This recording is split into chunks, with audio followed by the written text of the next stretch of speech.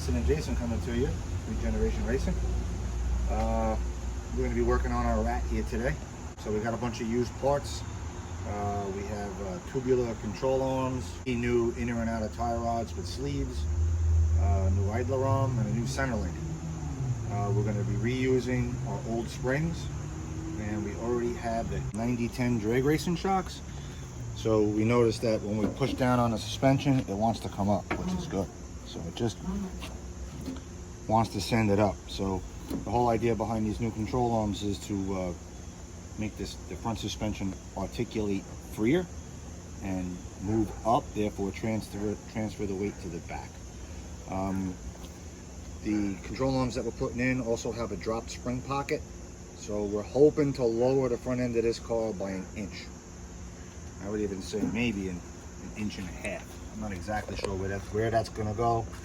If I'm not exactly thrilled with the height, I can take a coil out of the front springs and lower it that way.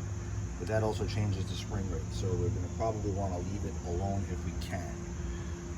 It's got some cobwebs under there. We just unwrapped it. It's been wrapped up for a few weeks. The car hasn't really moved much, so you know, it's a little funky and dirty. And we're just going to take a quick measurement from the center of the hub 14 3/4 to the bottom edge of the fender. So hopefully that will be like 14 3/4 when we're done. So we're gonna get started. We're gonna be taking our time with it. We're gonna be making it right. So these are our control arms that we'll be using. We want to clean them up and paint them, scale them down a little bit, you know, flake off whatever. Looks like these were sitting outside, filled up with water. We freed up the ball joints, so they move. These ball joints are still good, so we're going to use them. Bushings are still good, so we're going to use them. We're going to need some new boots all the way around. These are the inserts for the springs. They look a little old, and they go down in there in the pocket like that, and they might split. So rather than have to go through this twice, I'm going to see if I can obtain 2 new pucks and boots all the way around. And our goal is to see if we can have this thing, you know, ready to test by the end of the weekend. Just about ready to install our Global West suspension control arms. We got these used. I had to clean them all up, re-grease all the bushings. We used the white energy suspension grease for the polyurethane bushings. Took it all apart, cleaned them all up, painted them. We went over to the car. We did a couple of little spritzer dits on the frame rails just to kind of clean it up, nothing fancy. Just to kind of clean it up a little bit.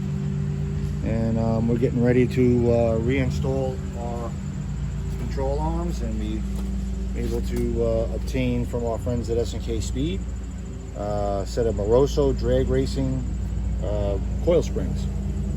And these springs are designed to store energy. So when you smash the gas, they send the front of the car up, thus transferring the weight to the back of the car for traction. And over here we cleaned up our spindles. They were pretty crusty. We painted them with the Rust-Oleum Professional gloss black. It takes a little while to dry, but once it does, it dries pretty hard. Just, you know, stuff in a can. We're able to get, we had a friend that went with the Heim joint setup, and these were about 2 weeks old.